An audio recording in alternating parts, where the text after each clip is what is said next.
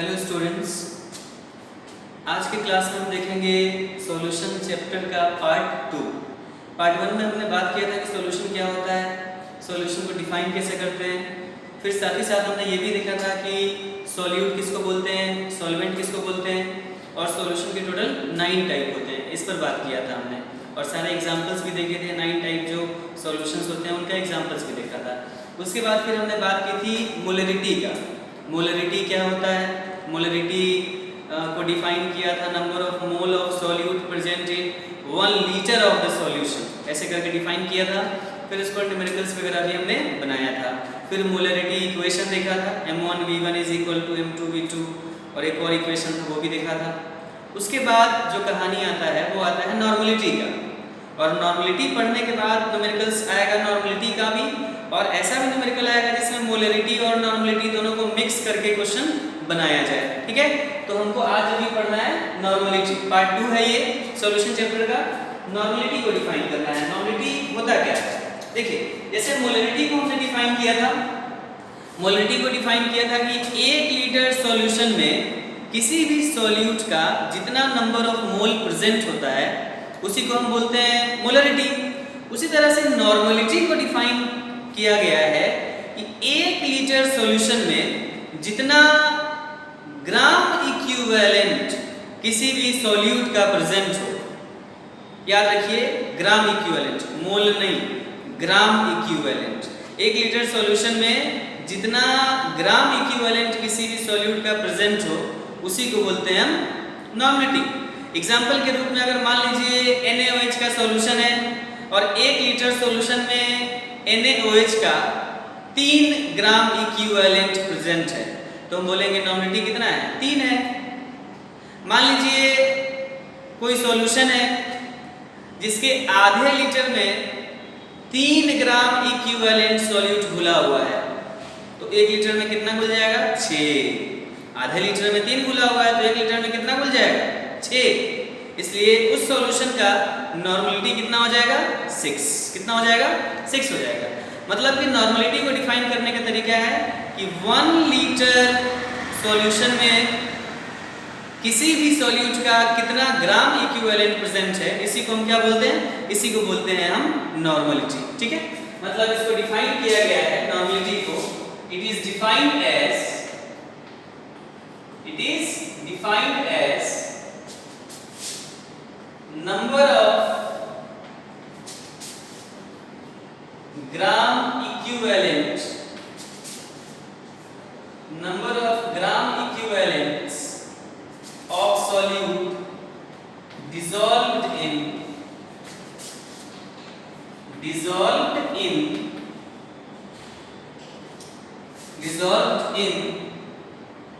1 liter of solution, 1 liter of solution। ठीक है, मान लीजिए कोई सॉल्यूशन है, 200 ml सॉल्यूशन है, मान लीजिए 200 ml ऑफ सॉल्यूशन। एग्जांपल के तौर पर आप ऐसे समझ लीजिए कि 200 ml सॉल्यूशन है और इसमें x ग्राम इक्विवेलेंट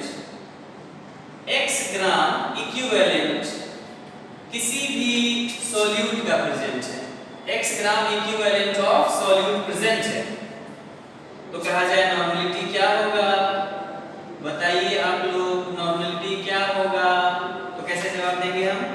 हमने देखा है कि नॉर्मलिटी को डिफाइन किया गया है 1 लीटर सॉल्यूशन के लिए, माने 1 लीटर में कितना number of gram equivalent present है, तो आप देख रहे हैं 200 ml में x ग्राम इक्विवेलेंट है, 200 ml में x ग्राम इक्विवेलेंट। ऐसे याद ये रखना है आपको, ये ग्राम इक्विवेलेंट साथ साथ है, ग्राम अलग नहीं, x ग्राम नहीं, ग्राम इक्विवेलेंट है। 200 ml में x ग्राम इक्विवेलेंट है, तो इसके 1000 ml में कितना हो जाएगा, 5x, 5 गुना हो जाएगा। 200 ml में x है तो 400 ml में कितना हो जाएगा, 2x, तो 800 ml में कितना हो जाएगा, 4x, फिर 200 ml मतलब 1000 ml में कितना हो जाएगा, 5x। माने इसके 1000 ml में कितना ग्राम इक्विवेलेंट प्रेजेंट हो जाएगा, 5x ग्राम इक्विवेलेंट प्रेजेंट हो जाएगा। 1000 ml का मतलब क्या हुआ? 1 लीटर सॉल्यूशन। कितना? 1 लीटर सॉल्यूशन। तो 1 लीटर सॉल्यूशन में सॉल्यूट का कितना ग्राम इक्विवेलेंट है? 5x। इसलिए नॉर्मलिटी कितनी हो जाएगी? 5x। इसलिए नॉर्मलिटी कितनी हो जाएगी भाई? नॉर्मलिटी यहां पर हो जाएगी, नॉर्मलिटी हो जाएगी 5x एंड n रिप्रेजेंट करता है नॉर्मलिटी। ये आंसर हो जाएगा। मतलब नॉर्मलिटी जब भी निकालें आप तो 1 लीटर सॉल्यूशन पर ही बात करिए, इधर उधर बात करने की जरूरत नहीं है। अब इसको डिफाइन कैसे किया गया है? Mathematical formula.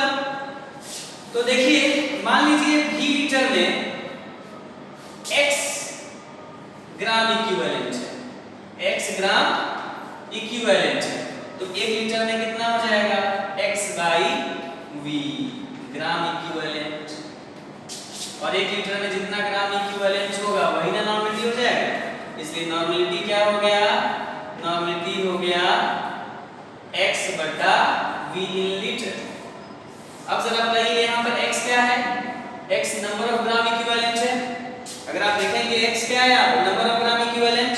तो नॉर्मलिटी का फार्मूला हो गया, नॉर्मलिटी का फार्मूला हो गया number of gram equivalent, number of gram equivalent divided by volume in, volume of solution in क्या?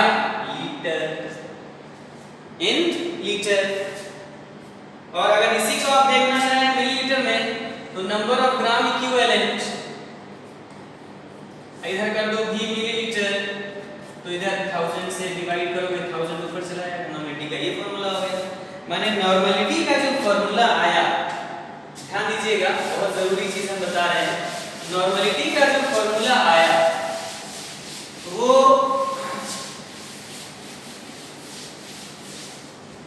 नॉर्मलिटी का जो फार्मूला आया, नॉर्मलिटी का जो फार्मूला आया वो क्या आया? Number of gram equivalent, number of gram equivalent divided by volume in millilitre into 1000। अगर वॉल्यूम मिलीलीटर में है तब के लिए ये हुआ, और नहीं वॉल्यूम अगर लीटर में है तो नॉर्मलिटी का जो फार्मूला हुआ वो हुआ नंबर ऑफ ग्राम इक्विवेलेंट बटा वॉल्यूम इन लीटर। यही ना हुआ जी? ये दो फार्मूला आपको समझना है नॉर्मलिटी से रिलेटेड। लेकिन सवाल ये है कि यहाँ पर ग्राम इक्विवेलेंट जो बार बार हम बोल रहे हैं, ये मैक्सिमम बच्चों को समझ में नहीं आता। What is gram equivalent? Gram तो चलिए समझ में आता है कि 2 ग्राम 3 ग्राम 4 ग्राम, ये किसी मास की बात करता है। 2 ग्राम सोडियम हाइड्रोक्साइड है या 2 ग्राम वाटर है, तो ये मास का बात कर रहा है। But what is the meaning of gram equivalent? ये ग्राम इक्विवेलेंट केमिस्ट्री में क्या आपको बता रहा है, ये समझने की जरूरत है। तो अब हम बात करेंगे ग्राम इक्विवेलेंट को समझने की कोशिश करेंगे, क्योंकि जब तक ग्राम इक्विवेलेंट आपको समझ में नहीं आ रहा है, you are not able to understand normality completely. रट्टा मार के याद कर लोगे वो अलग चीज़ है, बट समझने के लिए आपको नंबर ऑफ ग्राम इक्विवेलेंट बहुत अच्छे से तरीके से समझने की ज़रूरत है। तो अब हम बात करेंगे नंबर ऑफ ग्राम इक्विवेलेंट पर, और वो देखने के बाद फिर आगे बढ़ेंगे। बढ़ते बढ़ते फिर न्यूमेरिकल सॉल्व करेंगे। आगे बढ़े हम। आई होप यहाँ तक जो हमने ट्रेवल किया, मतलब नॉर्मलिटी का जो डेफिनेशन है वहाँ से लेकर यहाँ तक, ये आपको समझ में आ रहा होगा। आगे बढ़ते हैं। अब हम बात करते हैं number of gram equivalent. Normality याद रहेगा, number of gram equivalent by volume in millilitre into 1000, मतलब normality is equal to number of gram equivalent by volume in litre. Now अब इतना के बाद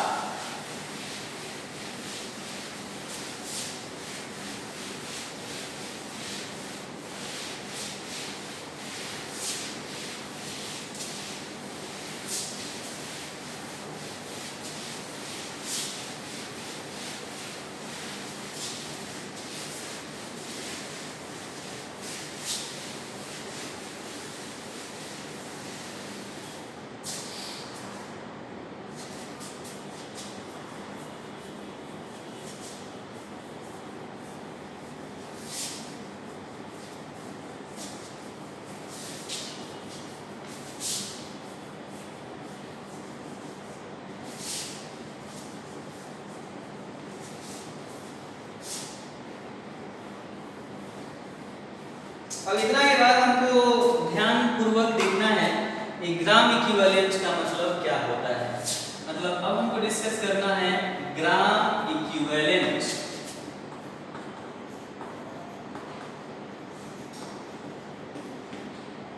देखो ग्राम इक्विवेलेंट आपको नहीं समझ में आएगा फिर, क्योंकि ग्राम इक्विवेलेंट को जो मैथमेटिकली डिफाइन किया गया है ये है वेट इन ग्राम, माने एक तरह का mass, given mass, given mass divided by equivalent wait,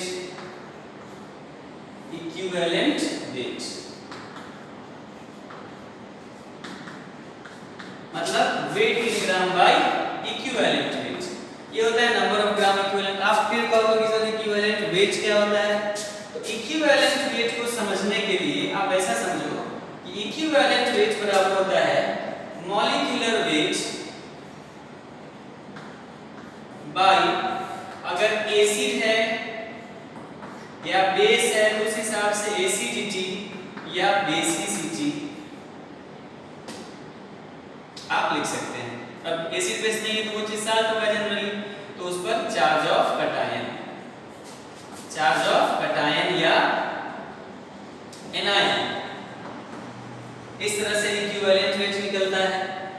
फिर आपको sir acidity basicity charge of cation anion नहीं पता है, तो इसके लिए आप ऐसा समझो कि एसिडिटी होता है, एसिडिटी, एसिडिटी का मतलब क्या होता है, एसिडिटी का मतलब होता है number of OH minus ion given by base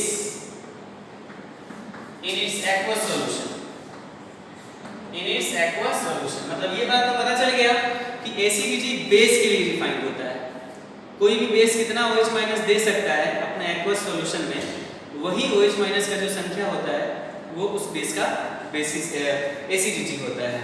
माने it is defined for base, याद रखिए एसिडिटी डिफाइंड फॉर बेस, और बेसिसिटी जो होता है ये डिफाइंड होता है एसिड के लिए, उल्टा ये होता है number of H plus ion furnished bye acid in its aqueous solution, in its aqueous solution. It is defined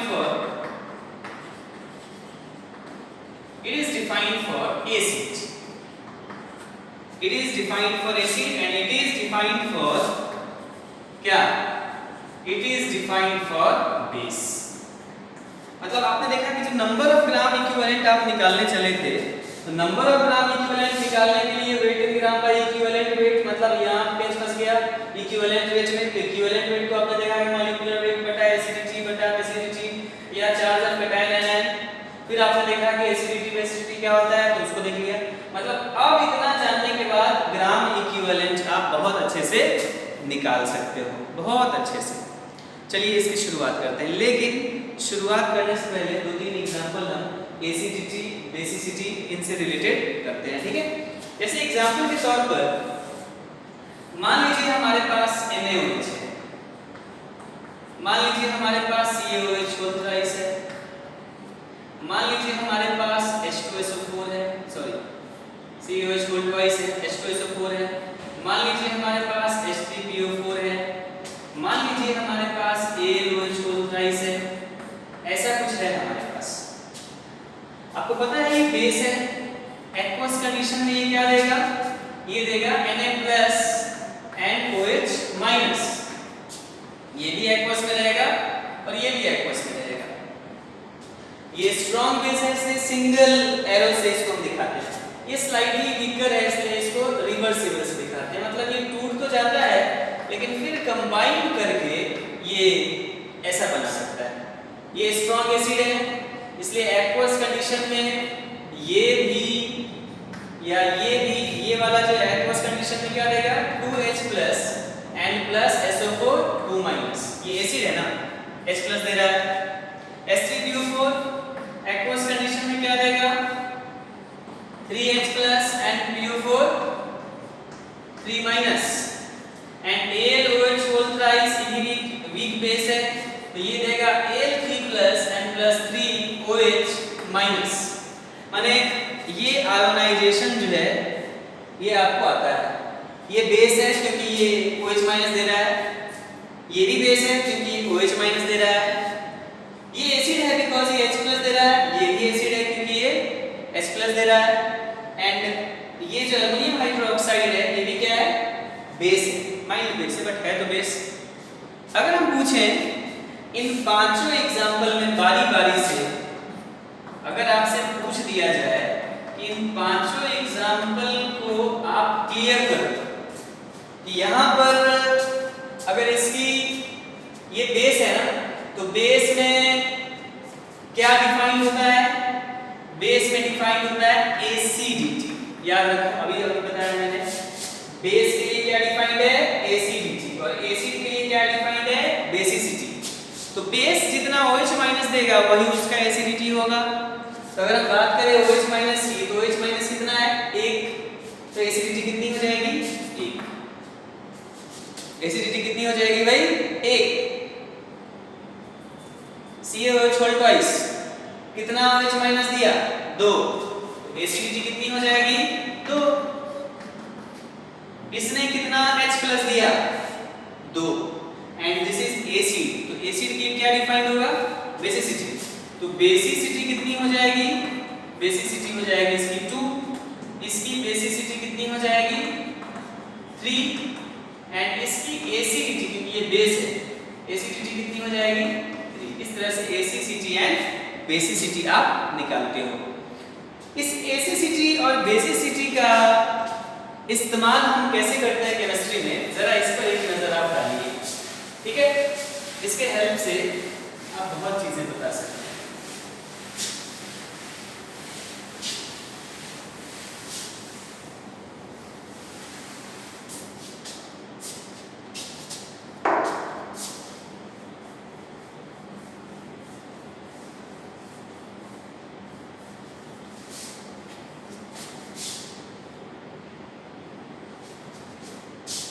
होता ये है, जैसे अभी हम पूछें आपसे कि इक्विवेलेंट वेट ऑफ NaOH क्या है, हम पूछें आपसे equivalent weight of CaOH whole twice क्या है, और आपसे हम पूछे इक्विवेलेंट वेट ऑफ H2SO4 क्या है, या हम आपसे पूछे इक्विवेलेंट वेट ऑफ H3PO4 क्या है। इतना चीज मान लीजिए आपसे हम पूछते हैं इक्विवेलेंट वेट निकालने के लिए, तो कैसे आप करेंगे।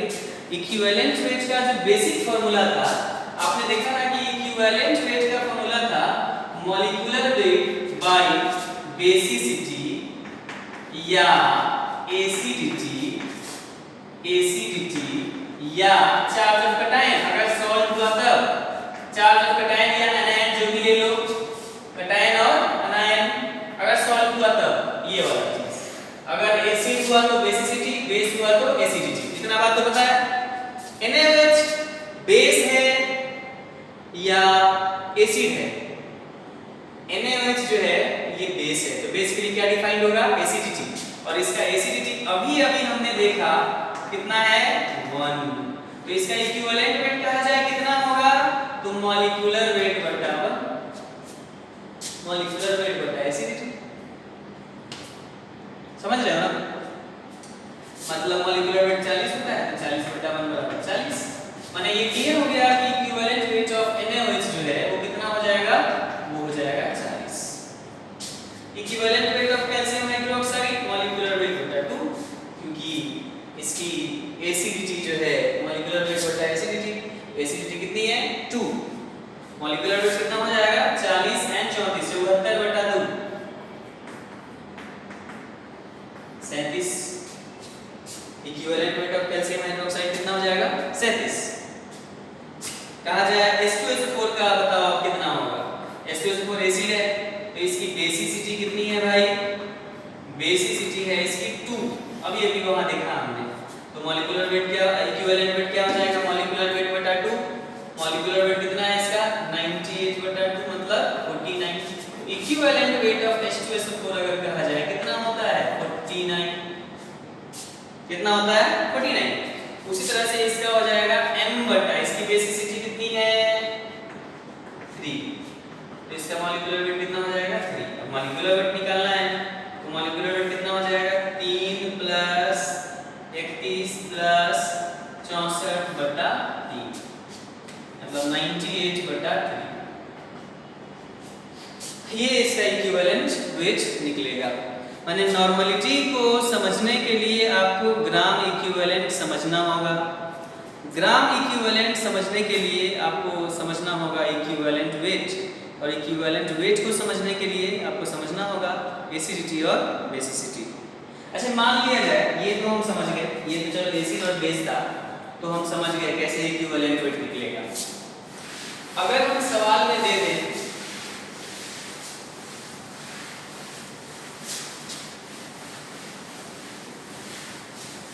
अगर क्वेश्चन में हम दे दें कुछ इस तरीके का बात,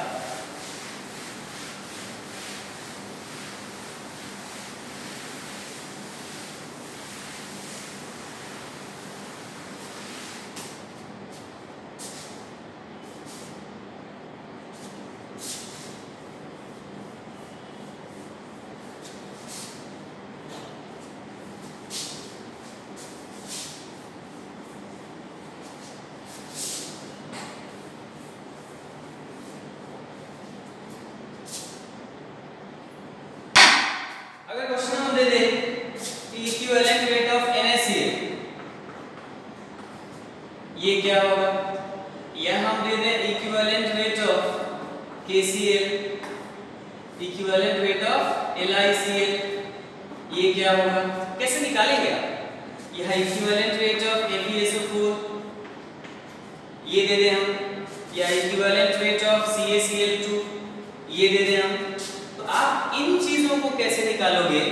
मतलब कि जब एसिड बेस था तब तो आप निकाल ले रहे थे, माने एसिड के लिए हम जान रहे हैं कि एसिड के लिए इक्विवेलेंट वेट था मॉलिक्यूलर वेट बटा बेसिसिटी। ये किसके लिए था? ये था for acid. And equivalent weight बराबर मॉलिक्यूलर वेट बटा एसिडिटी, ये किसके लिए था? For base. लेकिन अगर हम कहें कि इक्विवेलेंट वेट बराबर m बटा चार्ज ऑफ कटायन या चार्ज ऑफ अनायन, ये किसके लिए था? ये था फॉर सॉल्ट। आप देख रहे हैं कि जितने भी एग्जांपल्स हमने यहां लिया है ये सभी के सभी क्या है? सॉल्ट है। इसमें ये सॉल्ट बहुत इंपॉर्टेंट है, ये वाला सॉल्ट। ये सॉल्ट जो होता है, बाकी सब तो ये नमक ही होता है। अगर आपको सॉल्ट देखना हो तो जब आप एक सेकेंड वीडियो को पॉज करो, मैं आपको दिखाता हूँ सॉल्ट्स।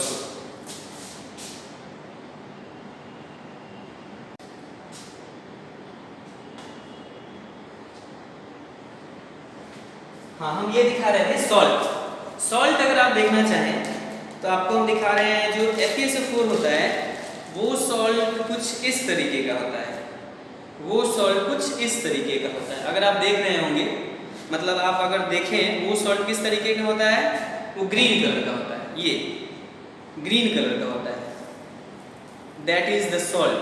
ये है FeSO4, this is the FeSO4। तो सॉल्ट जनरली सारे इसी तरह के होते हैं, अगर थोड़ा थोड़ा कलर का अंतर होता है, अदरवाइज सारे सॉलिड ही होते हैं।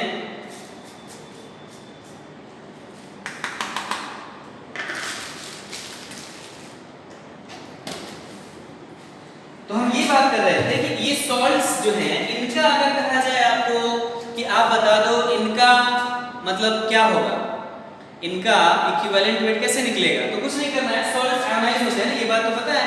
एक्वस कंडीशन में ये जो सॉल्ट मैंने FeSO4 दिखाया अभी आपको, अभी पानी में रखोगे डिसॉल्व हो जाएगा। नमक जो NaCl है वो भी तो डिसॉल्व ही होता है पानी में, ये आयोनाइज हो जाएगा। किस तरह से आयोनाइज होगा भाई? Na प्लस Cl माइनस, ये कैसे आयोनाइज होगा? Li plus and Cl minus. अच्छा FeSO4 कैसे आयोनाइज होगा? Fe2 plus and plus SO4 2 minus, and CaCl2 कैसे आयोनाइज होगा? Ca2 plus and plus 2Cl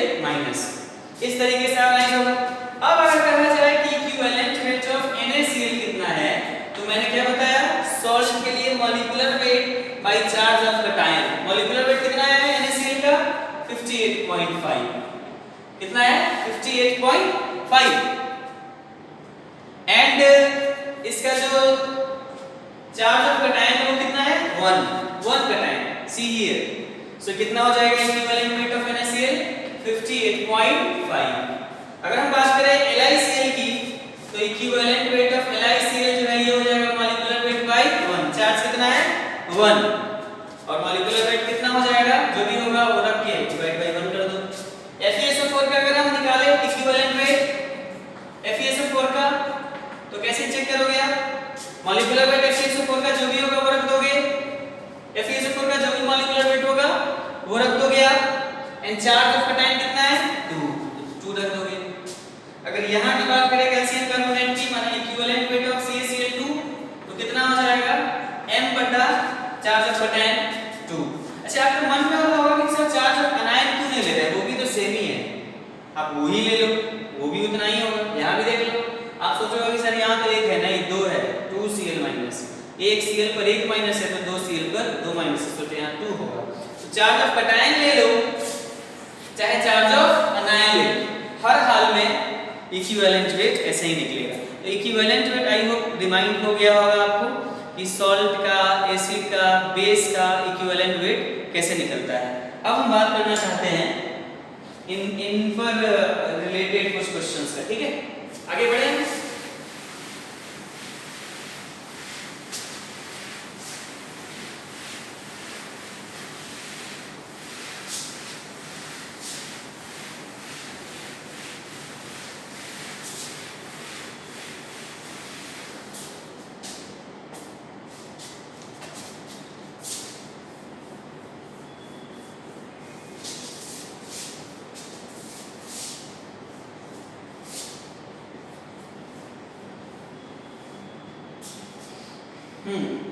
अब देखते हैं, जैसे कहा जाए NaOH है आपके पास 2 ग्राम, माने वेट कितना दिया हुआ है NaOH का 2 ग्राम। अब कहा जाए 2 ग्राम तो मास है NaOH का। अब कहा जाए कि इसमें नंबर ऑफ ग्राम इक्विवेलेंट कितना है, नंबर ऑफ ग्राम इक्विवेलेंट कितना है, कैसे निकालोगे आप नंबर ऑफ ग्राम इक्विवेलेंट? पहला तो ये सवाल है। दूसरा सवाल है H2SO4 है, इसका दिया हुआ है 9.8 ग्राम। कितना ग्राम दिया हुआ है 9.8 ग्राम, और पूछा जा रहा है आपसे कि नंबर ऑफ ग्राम इक्विवेलेंट कितना होगा ये बता दो।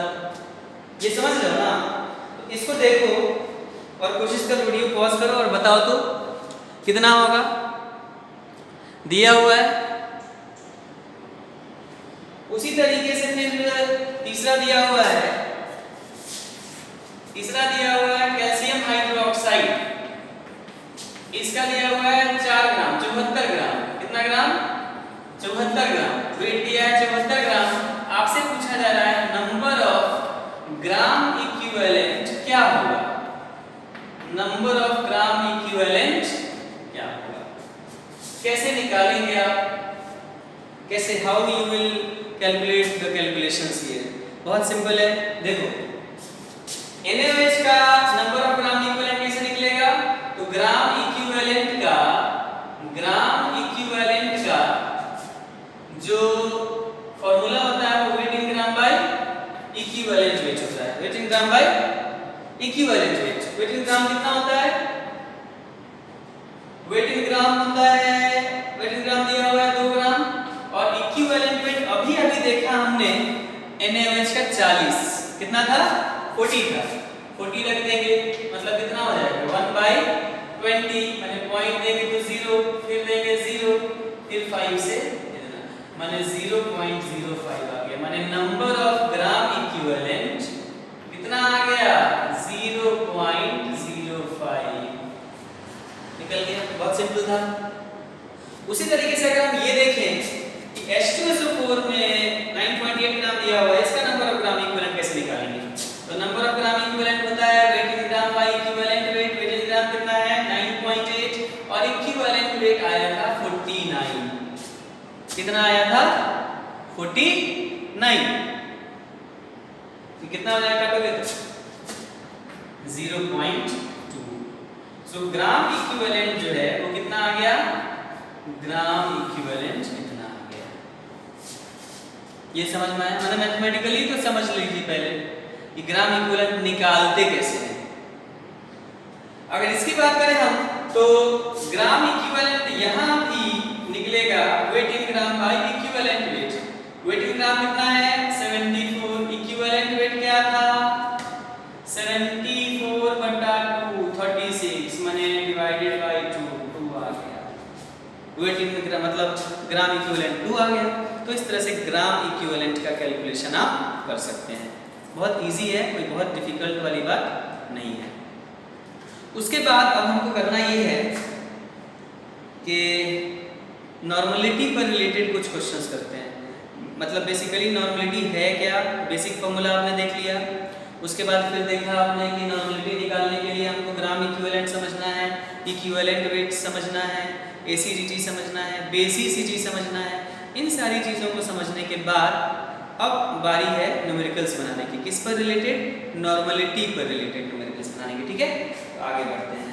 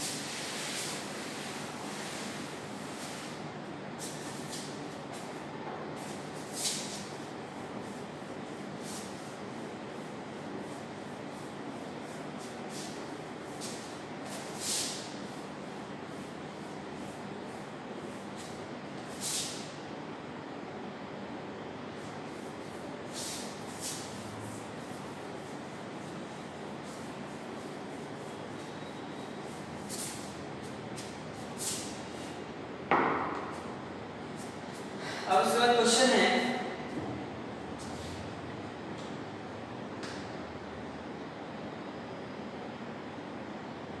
Calculate the normality.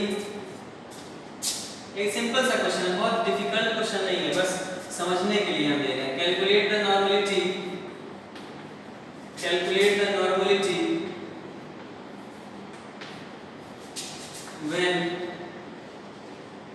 when 0.5 gram of NaOH 0.5 gram of NaOH is dissolved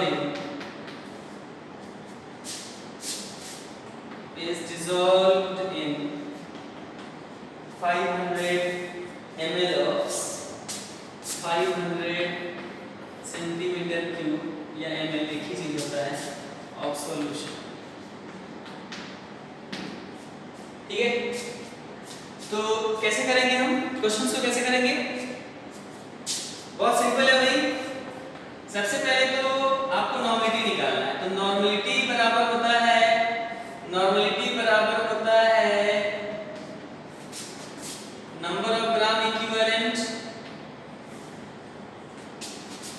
बटा volume in litre.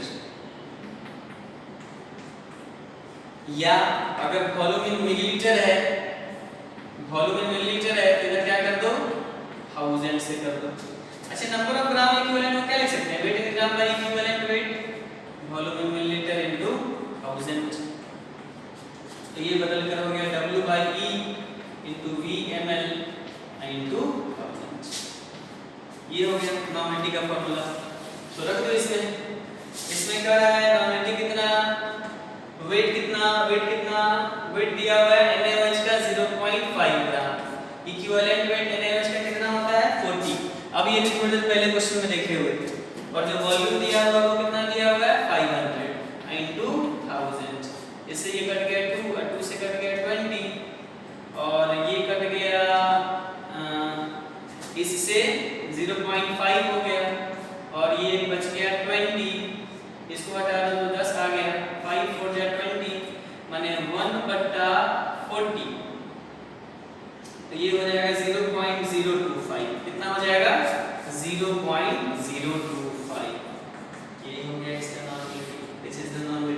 Normality calculate करने के लिए इस तरह से आप नॉर्मलिटी कैलकुलेट कर सकते हैं। 0.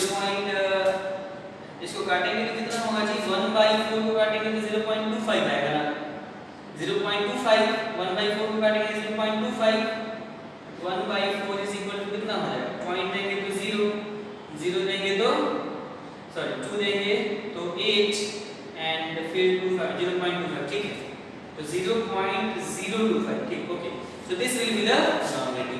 तो इस तरह से आप किस चीज को कैलकुलेट करोगे, नॉर्मलिटी को कैलकुलेट करोगे। नॉर्मलिटी कैलकुलेट करना बहुत बड़ी बात नहीं है, प्रॉब्लम फंसता है जब नॉर्मलिटी मोलरिटी वगैरह सब दे दिया जाए, ठीक है, तो नॉर्मलिटी इस तरीके से आप कैलकुलेट करेंगे, ठीक है। उसके बाद बात आता है नॉर्मलिटी इक्वेशन का, ठीक है, उसको जरा देखते हैं नॉर्मलिटी इक्वेशन का, आगे बढ़े।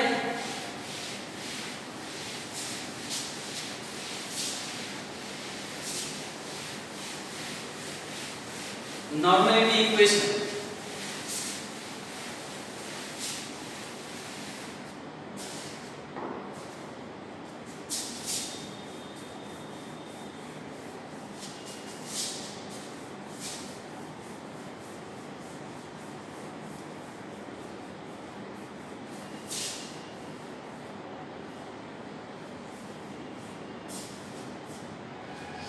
नॉर्मलिटी इक्वेशन क्या होता है भाई,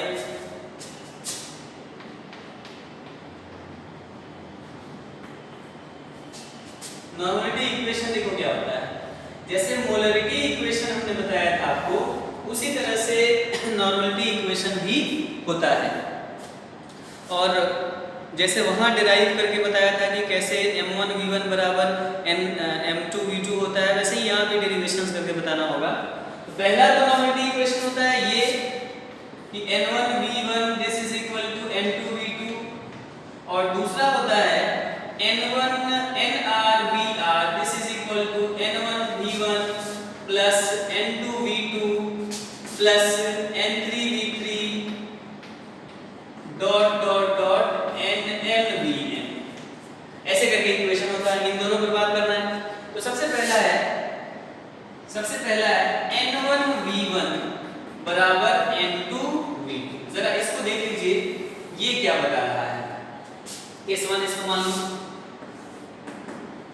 देखो मान लो हमारे पास दो सॉल्यूशन है, एक ये, दो सॉल्यूशन नहीं, मान लो हमारे पास एक सॉल्यूशन है, और सॉल्यूशन है तो जाहिर सी बात है इसका कंसंट्रेशन नॉर्मलिटी में मान लो n1 दिया है, और इसका जो वॉल्यूम है वो कितना दिया है, वॉल्यूम दिया है v1, ठीक है। अच्छा, अब आपसे कहा जाए कि नॉर्मलिटी का फॉर्मूला लगाकर ये पता करो कि नंबर ऑफ ग्राम इक्विवेलेंट कितना है, नंबर ऑफ ग्राम इक्विवेलेंट, तो नॉर्मलिटी बराबर number of gram equivalent by volume in litre, तो नॉर्मलिटी n1 है, नंबर ऑफ ग्राम इक्विवेलेंट को ऐसे ही रहने दो बटा वॉल्यूम v1 है, तो नंबर ऑफ ग्राम इक्विवेलेंट कितना आ गया भाई, नंबर ऑफ ग्राम इक्विवेलेंट इस सॉल्यूशन में, number of gram equivalent of solute इस सॉल्यूशन में कितना आ गया, n1v1, इस सॉल्यूशन में क्या आ गया, n1v1, सॉल्यूट का नंबर ऑफ ग्राम इक्विवेलेंट। अच्छा ये बताइए, अगर इस सॉल्यूशन में जिसका नॉर्मलिटी n1 है, जिसका वॉल्यूम v1 है, इसमें अगर हमने वाटर मिला दिया, क्या मिला दिया, वाटर, इसको इसमें मिला दिया, मिक्स कर दिया, वाटर को क्या कर दिया, मिक्स कर दिया, तो वाटर को मिक्स करने से वॉल्यूम सॉल्यूशन का बढ़ेगा कि घटेगा, सॉल्यूशन का वॉल्यूम बढ़ेगा, जाहिर सी बात है सॉल्यूशन का वॉल्यूम बढ़ेगा, तो वॉल्यूम तो v2 हो गया, लेकिन नॉर्मलिटी क्या हुआ ये हमको नहीं पता है, वॉल्यूम तो v2 हो गया, नॉर्मलिटी क्या हुआ। अच्छा इतना तो जरूर पता है कि सॉल्यूशन जो पहले से है जिसका नॉर्मलिटी n1 है उसमें आप वाटर को ऐड कर रहे हो तो उसका कंसंट्रेशन डाउन होगा, पानी को मिलाने से वॉल्यूम बढ़ता है और volume inversely proportional to concentration, इसलिए कंसंट्रेशन घटेगा। माने इतना तो जरूर पता है कि ये जो n2 होगा n1 से कम होगा, लेकिन सवाल है कि n2 कितना होगा, n2 होगा कितना, आप ऐसा बताओ इस सॉल्यूशन में आप पानी मिलाए ना, सॉल्यूट तो नहीं मिलाए, सॉल्यूट मिलाए हैं क्या? एकदम क्लियरली इस बात को सोचिए, आपने इस सॉल्यूशन में क्या मिलाया है? Water, and water is solvent, water is solvent. Solvent मिलाने से क्या इस सॉल्यूशन के अंदर सॉल्यूट के मात्रा में कोई परिवर्तन हुआ होगा? मतलब सॉल्यूट जितने अमाउंट में उसमें कोई चीज थोड़ी चीज चेंज हुई होगी। सॉल्यूट जितना भी है इसमें वो तो फिक्स्ड होगा, माने मास ऑफ सॉल्यूट बदला होगा क्या? अरे भाई बता दो, ये जो इसमें आपने पानी मिलाया तो पानी मिलाने से सॉल्यूट जो है क्या वो बदला? नहीं बदला। माने ये बात हमको समझ में आ गया कि मास ऑफ सॉल्यूट ये तो कांस्टेंट है, वो नहीं बदला। मास ऑफ सॉल्यूट कितना है? कांस्टेंट है, क्योंकि आपने सॉल्वेंट मिलाया है। सॉल्यूट का 5 ग्राम मान लीजिए इसमें मिलाया होगा तो 5 ग्राम रहेगा। सो मास ऑफ सॉल्यूट नहीं बदलेगा, और मास ऑफ सॉल्यूट जैसे ही नहीं बदलेगा तो इसका क्या मतलब हुआ? इसका ये मतलब हुआ कि सॉल्यूट जब नहीं बदलेगा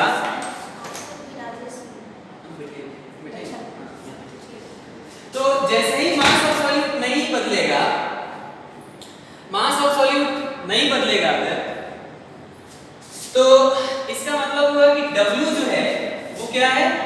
कांस्टेंट। W क्या है? कांस्टेंट। और इक्विवेलेंट वेट हम पहले से जानते हैं कि कांस्टेंट टर्म है। इक्विवेलेंट वेट पहले से हम जानते हैं कि कांस्टेंट टर्म है। तो आप ये बताइए हमको कि अगर कहा जाए नंबर ऑफ ग्राम इक्विवेलेंट, जिसको weight in gram by equivalent weight बोलते हैं, W कांस्टेंट है, E कांस्टेंट ही है, तो नंबर ऑफ ग्राम इक्विवेलेंट इसमें जो सॉल्यूट का है वो कांस्टेंट हुआ कि कांस्टेंट नहीं हुआ? जाहिर सी बात है कांस्टेंट हुआ। इसलिए after addition of water, after addition of water to solution, water to solution, after addition of water to solution, the number of gram of equivalent, number of gram equivalent of solute, equivalent of solute, number of gram equivalent of solute remains constant. तो after addition of water, after addition of water to solution, the number of gram equivalent of solute remains constant. मतलब पानी मिला देने पर इसका जो number of gram equivalent है solute का वही उसमें होगा, क्योंकि सॉल्यूट तो बदला नहीं। मतलब हमारे कहने का ये मतलब है, शॉर्टकट में आप ये समझ लो, शॉर्टकट में आप ये समझ लो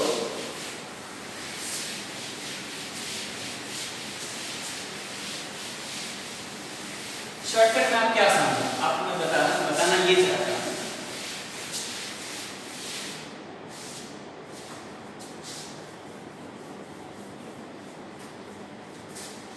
आपको बताना ये चाहता हूं मैं कि यहां ये सॉल्यूशन है, ठीक है? इसकी नॉर्मेलिटी कितनी है? नॉर्मेलिटी है N1। वॉल्यूम कितना है? वॉल्यूम है V1। तो इसमें नंबर ऑफ ग्राम इक्विवेलेंट कितना है सॉल्यूट का? कैसे निकालेंगे? यही वाले फार्मूला से, नॉर्मेलिटी बराबर, sorry, number of gram equivalent बराबर weight in gram by equivalent weight. The number of gram equivalent बराबर कितना हो जाएगा? Weight in gram by, sorry हम जो है हमको निकालना है नॉर्मेलिटी।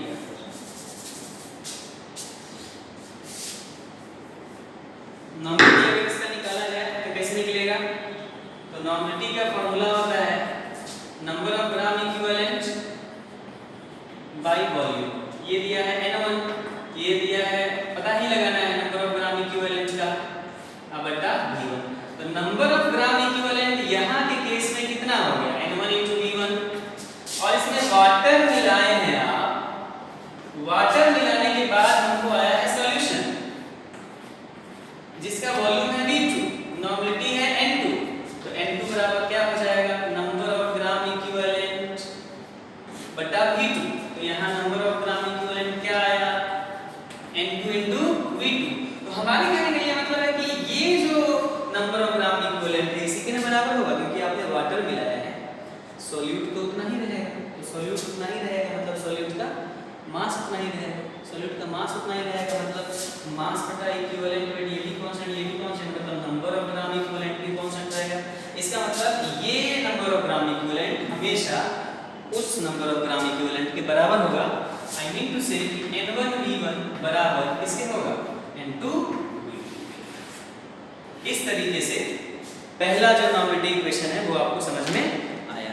इसी तरीके से दूसरे नॉर्मेटिव इक्वेशन को हम बनाते हैं, ठीक है।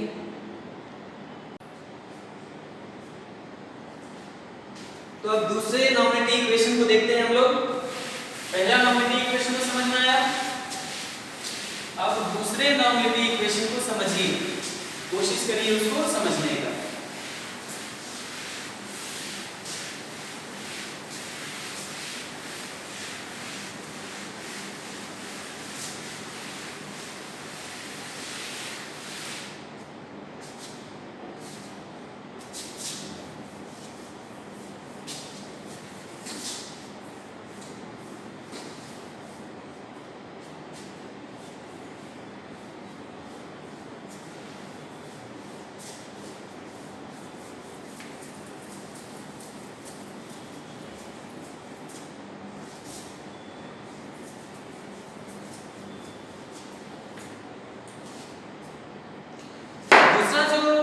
इक्वेशन है पहला तो समझ में आया, N1V1 is equal to N2V2। ये कब इस्तेमाल करेंगे हम, जब एक सॉल्यूशन में वाटर को डिसॉल्व कर, वाटर को ऐड किया जा रहा, डाइल्यूशन कराया जा रहा हो। दूसरा इक्वेशन है, दूसरा जो केस है हमारा नॉर्मेटिव इक्वेशन का वो है NRVR this is equal to N1V1 plus N2V2 plus dot dot dot NNVN। ऐसा करके इसका क्या मतलब है, जरा इसको समझो बच्चों। मान लीजिए हमारे पास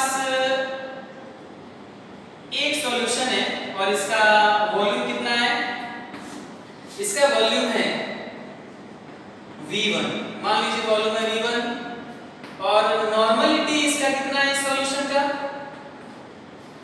इस सॉल्यूशन का नॉर्मलिटी है N1 और दूसरा सॉल्यूशन जो है इसका नॉर्मलिटी जो है वो कितना है, वॉल्यूम है V2 और नॉर्मलिटी है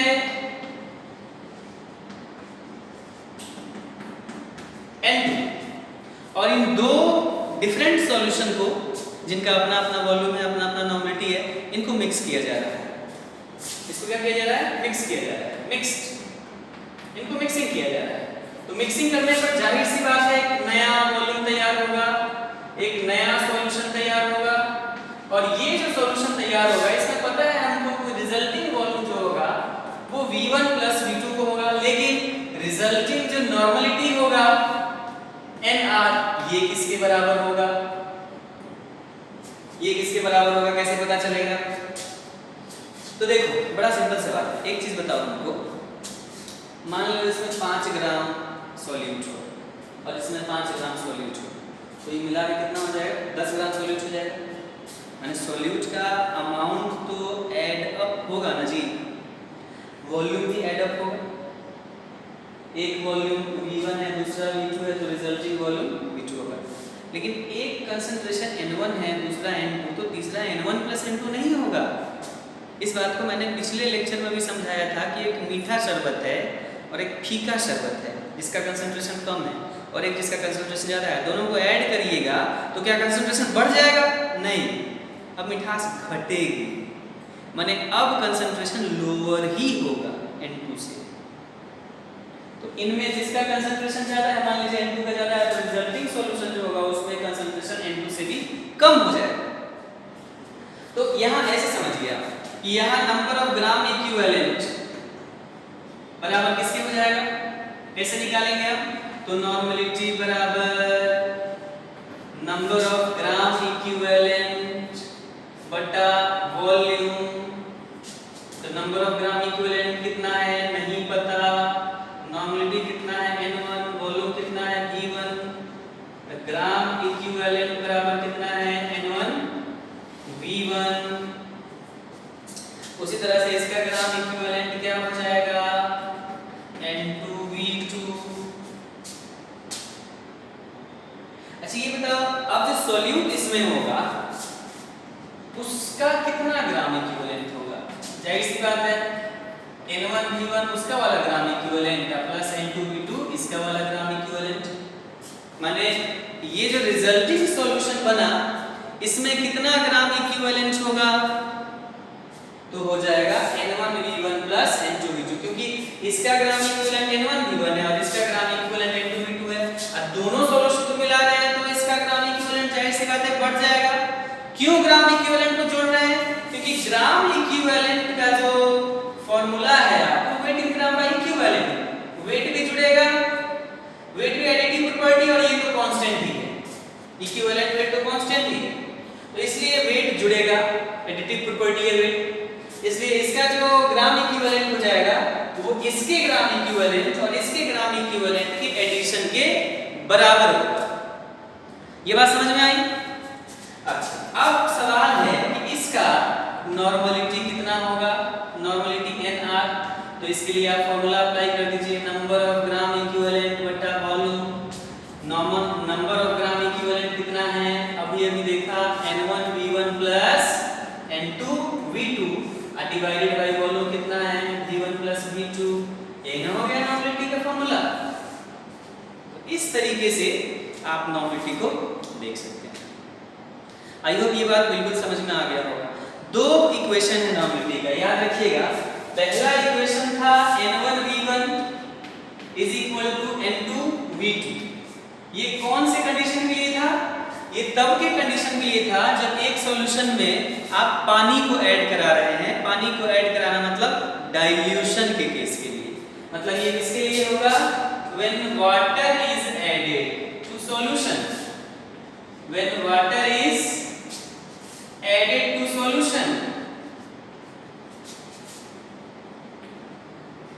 अच्छा ये किसके लिए होगा? ये वाला जब दो या दो से ज्यादा सॉल्यूशन को आपस में मिक्स किया जाएगा तब, मतलब ये है when mixing of solution, when mixing of solution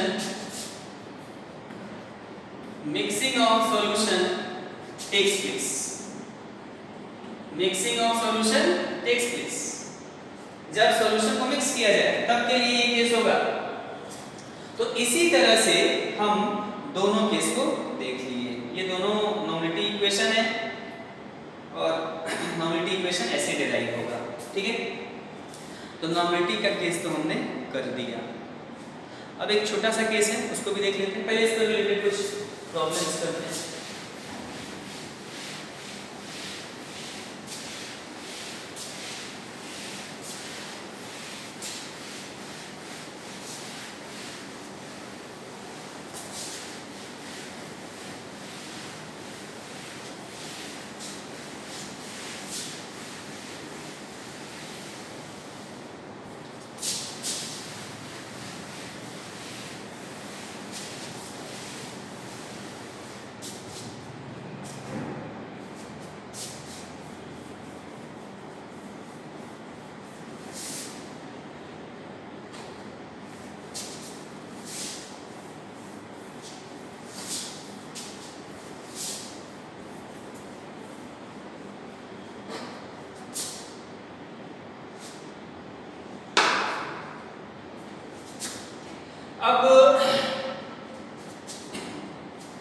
अब एक क्वेश्चन देखते हैं।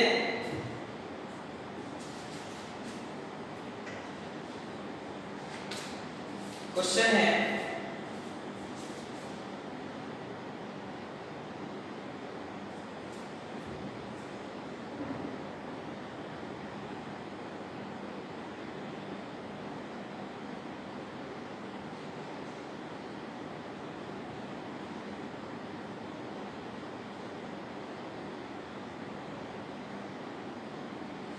an aqueous solution of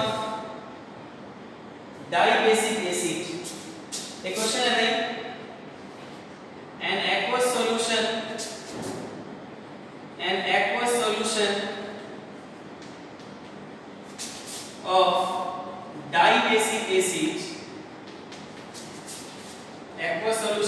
die basic acid जिसका मॉलिक्यूलर वेट 118 है, containing 35.4 gram, containing 35.4 gram in per liter of solution, in per liter of solution,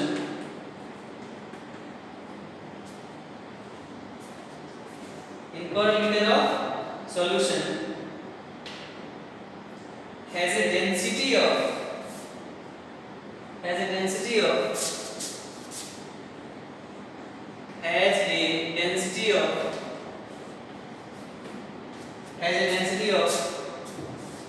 1.001 ग्राम पर ml, ठीक है, 1 ग्राम पर ml, और कह रहा है express the concentration in mnm, मतलब आपको निकालना है नॉर्मलिटी क्या होगा और आपको निकालना है मोलरिटी क्या होगा। कैसे निकालेंगे भैया? बहुत सिंपल सवाल है, कोई बहुत डिफिकल्ट क्वेश्चन नहीं है। ये सब हम बता रहे हैं, अभी जेईई का क्वेश्चन नहीं बता रहे हैं, अभी सिर्फ बता रहे हैं ताकि आपको ये पता चल जाए कि बेसिक क्वेश्चंस को कैसे करते हैं, ठीक है। कह रहा है हाँ ये भी दिया हुआ है कि मॉलिक्यूलर वेट जो है ये दिया है 118, ये है m0 molecular weight of dibasic acid. मान लो सबसे पहले हम निकालना चाहते हैं मोलरिटी बराबर क्या होता है? मोल ऑफ सॉल्यूट बटा वॉल्यूम इन लीटर। ये बात समझ रहे हो ना? अगर कहा जाए मोल कितना है तो मोल होता है वेट इन ग्राम 35.4 बटा मॉलिक्यूलर वेट 118 बटा पर लीटर ऑफ सॉल्यूशन 1 लीटर, मतलब 35.4 बटा 118 मोलरिटी निकल गया। काट कर करो इसको, ये मोलरिटी निकल गया। अच्छा अब कहा जाए जो सबसे इंपॉर्टेंट इसका हिस्सा है वो है कि नॉर्मलिटी कितना होगा। What will be the normality? Normality कैसे होगा? तो नॉर्मलिटी होता है नंबर ऑफ ग्राम इक्विवेलेंट बटा वॉल्यूम इन लीटर, और number of gram equivalent weight in gram by equivalent weight volume in litre तो 1 दिया है क्योंकि पर लीटर कर रहा है, पर लीटर का मतलब ही होता है 1 लीटर। वेट इन ग्राम कितना है भाई? 35.4। अच्छा इक्विवेलेंट वेट कैसे निकलेगा? डाई बेसिक एसिड है, मतलब कोई ऐसा एसिड है जो 2H+ दे रहा है, तो इक्विवेलेंट वेट m बटा 2 नहीं हो जाएगा, बेसिसिटी 2 हो जाएगा। तो m कितना है? 118 बटा 2 बटा 1, मतलब 35.4 मतलब कितना हो गया? 70.8 बटा 118 काट कर n। इस तरीके से आप मोलरिटी को और नॉर्मलिटी को निकाल सकते हैं। उसके बाद बात आती है relation between molarity and normality, उसको भी आप देख लीजिए, वो बहुत छोटा सा टॉपिक है। Relation between molarity and normality.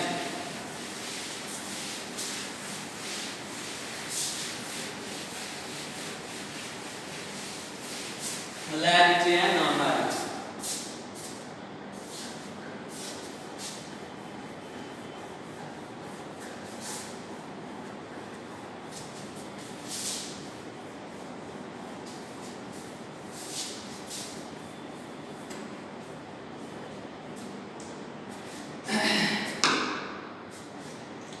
Relation between molarity and normality.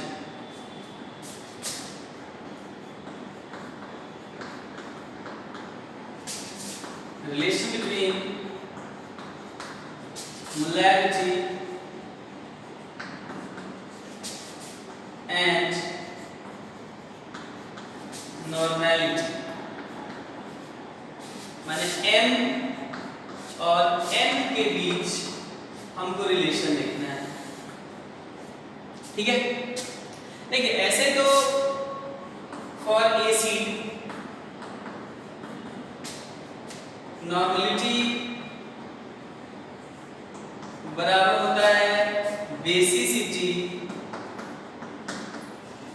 Into molarity,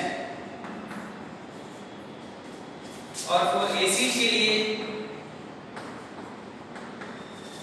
normality बराबर होता है बेसिसिटी, या सॉरी एसिड के लिए क्या होता है, फॉर एसिड तो हो गया, फॉर बेस के लिए, इसके लिए देखना है हम फॉर बेस, बेस के लिए होता है एसिडिटी इनटू मोलैरिटी। एग्जांपल के तौर पर अगर H2SO4 का कंसंट्रेशन दिया है 0.2 m, मैंने मोलरिटी 0.2 दिया है, तो नॉर्मलिटी कितना हो जाएगा, तो नॉर्मलिटी निकालेंगे हम, नॉर्मलिटी एसिड है ना H2SO4, नॉर्मलिटी बराबर बेसिसिटी इनटू मोलरिटी, बेसिसिटी कितना होता है H2SO4 का 2 और मोलरिटी कितना दिया है 0.2, मतलब कितना 0.4, तो नॉर्मलिटी हो जाएगा 0.4। उसी तरह से कहा जाए HCl, HCl का बेसिसिटी कितना होता है जी 1 होता है, बेसिसिटी कितना होता है 1 होता है, तो HCl के लिए नॉर्मलिटी बराबर क्या हो जाएगा, नॉर्मलिटी बराबर हो जाएगा बेसिसिटी इनटू मोलैरिटी, और बेसिसिटी 1 है, 1 इनटू मोलैरिटी, मोलैरिटी ही हुआ, माने HCl के लिए n का वैल्यू किसके बराबर हो जाएगा, m के बराबर हो जाएगा। लेकिन सबसे बड़ी बात कि आप ये सोच रहे होंगे कि सर आपने डायरेक्ट कहां से ला दी, ये जो रिलेशन है आप कैसे ले आए, how did you calculated it, सोच रहे होंगे ना। चलिए जरा देखते हैं कि ये फॉर्मूला एसिड के लिए या बेस के लिए हम कैसे लाए, इसको जरा एक बार क्लियर करते हैं, डिराइव करते हैं। देखिए sir,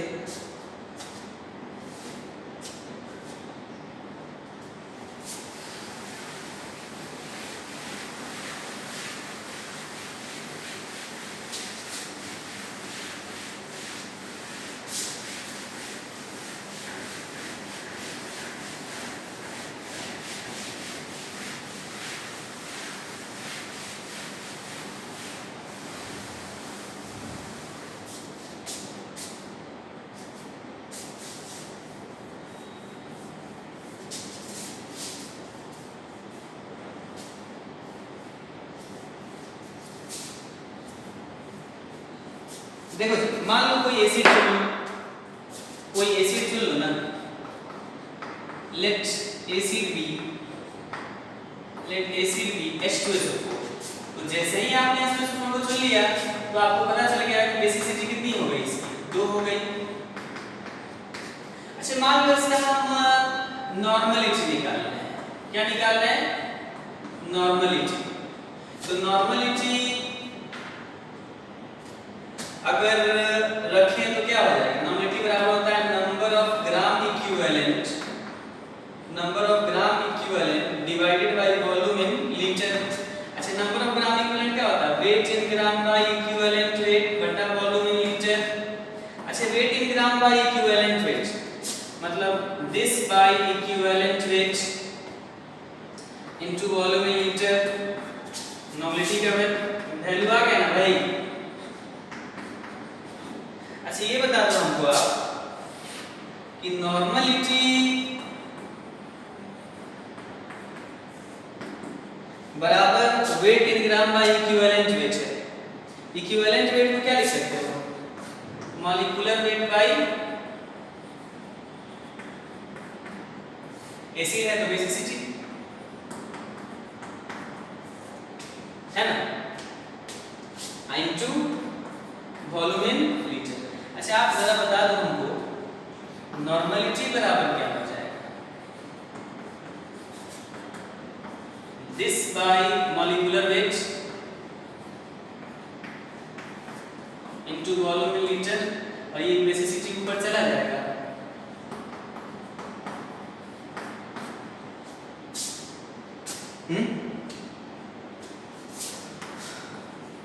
wait in gram by molecular weight into volume in litre into basicity. अब आपको बता दो weight in gram by molecular weight क्या होता है, मोल,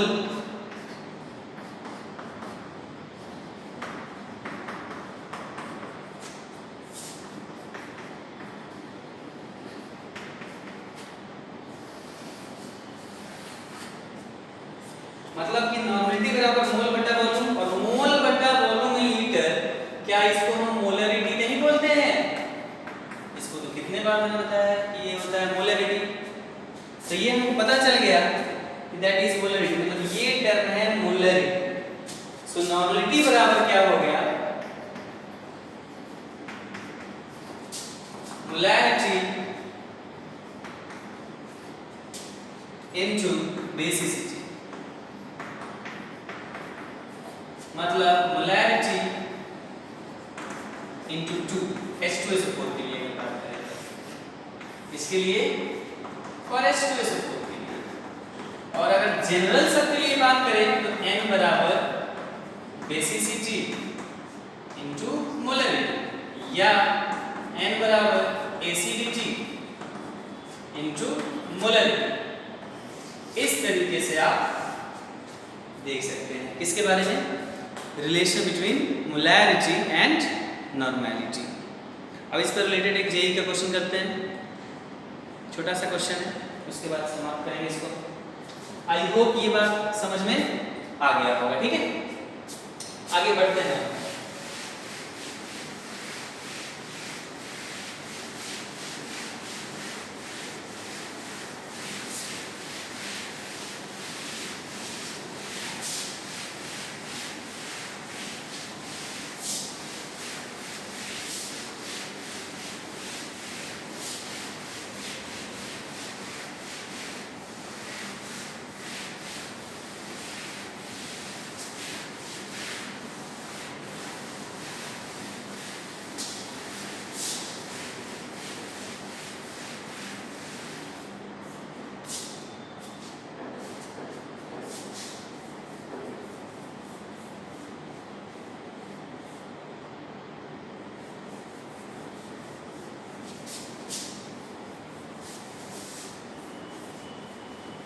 अंतिम क्वेश्चन है।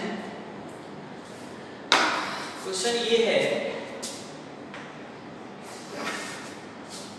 ये है कि the normality of, idea question है ये, the normality of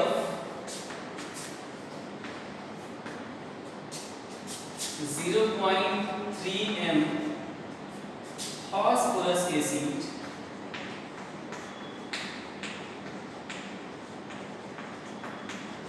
phosphorous acid का फॉर्मूला भी दे रखा है, H3PO3 इज, पहला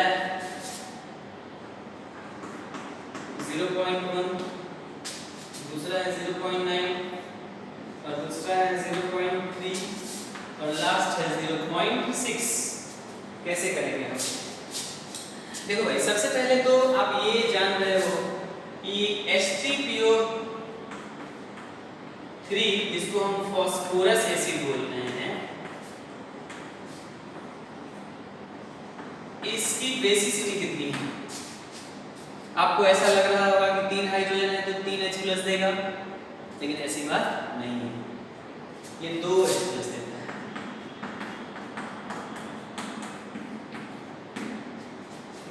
अब आप ऐसा सोचेंगे क्यों? तो इसका जो स्ट्रक्चर होता है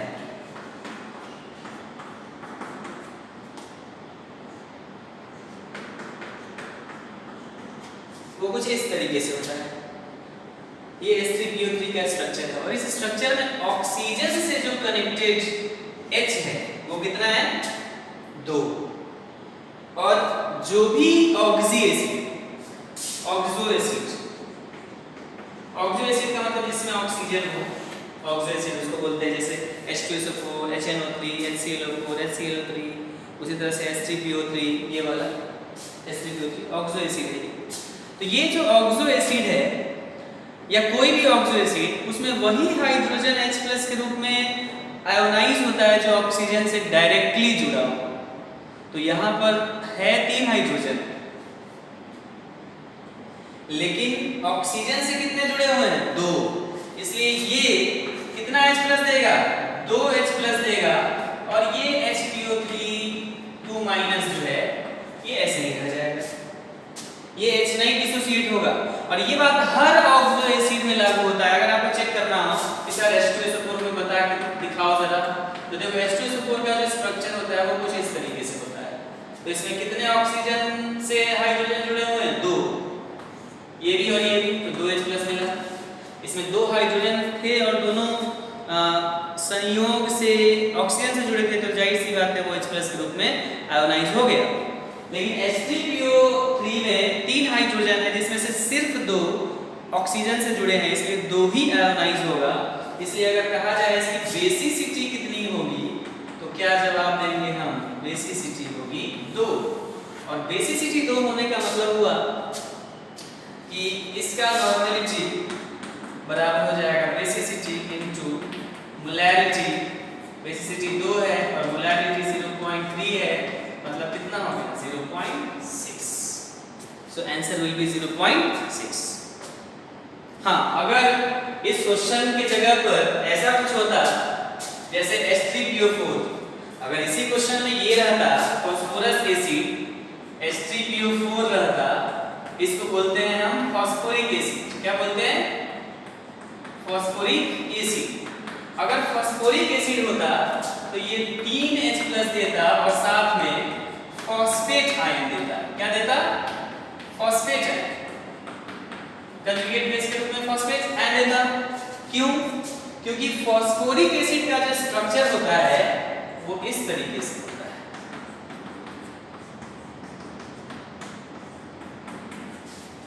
देखिए तो H3PO4, इसमें तीनों के तीनों हाइड्रोजन ऑक्सीजन से जुड़े हुए हैं, इसलिए ये कितना H+ देता? 3 देता। लेकिन यहाँ क्या दिया हुआ था? H3PO3 फास्फोरस एसिड, ना कि फास्फोरिक एसिड। तो फास्फोरस एसिड के केस में ये कितना हाइड्रोजन देगा? 2 ही देगा, और फास्फोरिक 3 देगा। बच्चे कंफ्यूजन करके देखते हैं 3 हाइड्रोजन है, मार देते हैं 3, आंसर मार देंगे B, लेकिन आंसर क्या होगा? 0.6। So this is the class about molarity and normality. Normality देखा आपने, normality इक्वेशन भी देखा और relation between molarity and normality भी देखा। अब इस पर रिलेटेड क्वेश्चंस वगैरह भी बहुत ज़्यादा तो नहीं देखा है, बट हम चाहते हैं कि सारे कंसंट्रेशन को ख़त्म करके तब एक बार क्वेश्चन बनाना शुरू किया जाए। तो तब तक के लिए आप अगले वीडियो का इंतज़ार करिए जिसमें हम मोल फ्रैक्शन, मोलैरिटी, इन सारे चीज़ों को एक वीडियो में समेट देंगे और उसके बाद न्यूमेरिकल्स प्रॉब्लम पर भी बात करेंगे। हम प्रीवियस जे के क्वेश्चंस को, एडवांस के क्वेश्चंस को देखेंगे। ठीक है, तब तक के लिए आप पढ़ते रहिए and solve as much problem as you can. So I hope you all are well with your studies, and in this lockdown period, in this unlock period till the coaching is in online mode, I think more and more you have to practice. You have to do a lot of practice so that you are able to revive all the things, all the lectures which I have given in this lockdown period. So तब तक के लिए इतना काफ़ी है. Okay, thank you, bye bye.